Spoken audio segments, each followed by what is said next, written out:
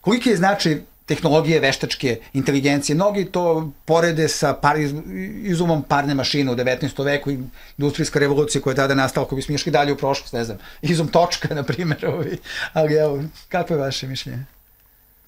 Pa nesumnjivo da je od ogromnog značaja, čim im sve vodeće sile pridaju taj značaj.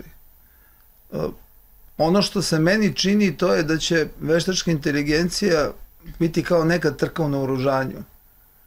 I politički se to već dosta jasno ocrtava.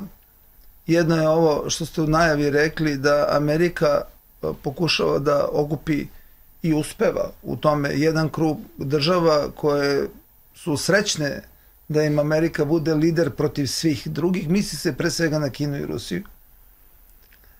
U okviru toga imamo Evropsku uniju koja hoće da ima svoj propis koji bi mogao ipak da napravi jedan protekcionistički okvir za buduće istraživanje investicije u veštačku inteligenciju unutar Evropske unije.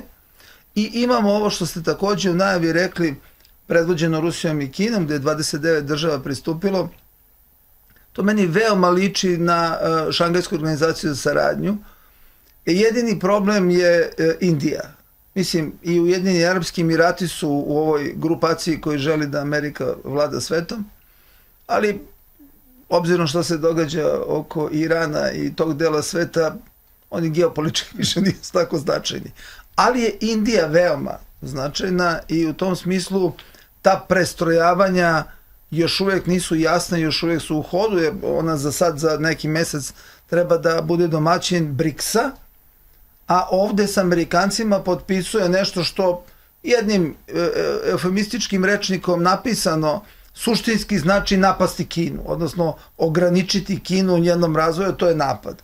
Tako da će to biti zanimljivo, ali očigledno je do te mere važno da već, da kažemo, u drugoj godini buma veštačke inteligencije već imamo snažna geopolitička grupisanja, da li se ide u pravcu normalnog sveta ili u pravcu hegemonizma. Mislim,